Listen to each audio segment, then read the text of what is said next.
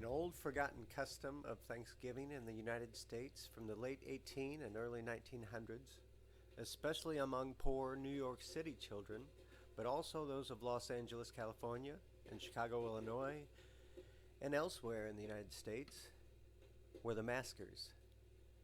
Newspapers ran stories of folks wearing elaborate masks and veiled cloths. Thanksgiving masks and balls were held in a myriad of places in the United States.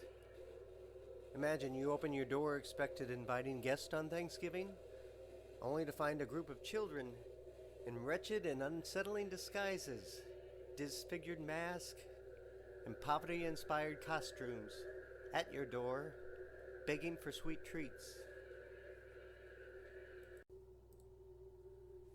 In New York City, where the tradition was especially strong, a local newspaper reported in 1911 that fantastically garbed youngsters and their elders were on every corner of the city.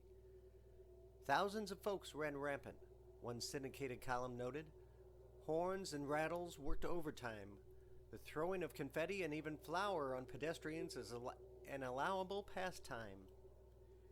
In New York, newspapers advertised Thanksgiving mask and lithographed character mask for the tots. These featured disguises were often sold in candy stores alongside holiday-related treats like spiced jelly gums, opera drops, crystallized ginger, and tinted hard candies.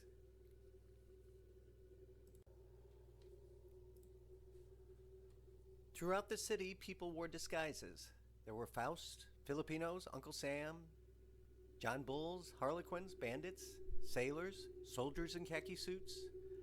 The New York Times observed on December 1st, 1899, some maskers rode horses, others straddled bicycles. Everyone was generous with pennies and nickels, and the candy stores did a land office business.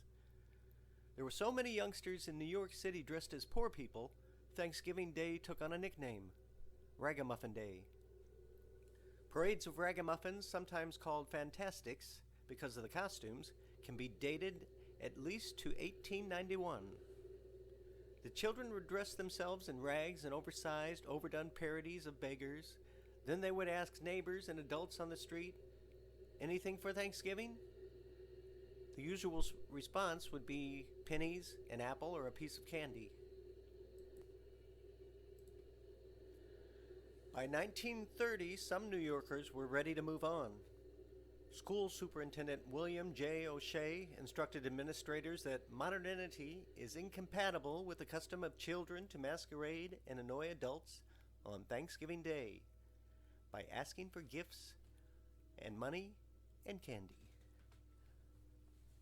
Others kept the tradition alive. The Madison Square Club for Boys and Young Men, for instance, put on a ragamuffin parade in attempts to bring order to the occasion. Their 1940 parade featured more than 400 children and touted the group's motto, "American boys do not beg."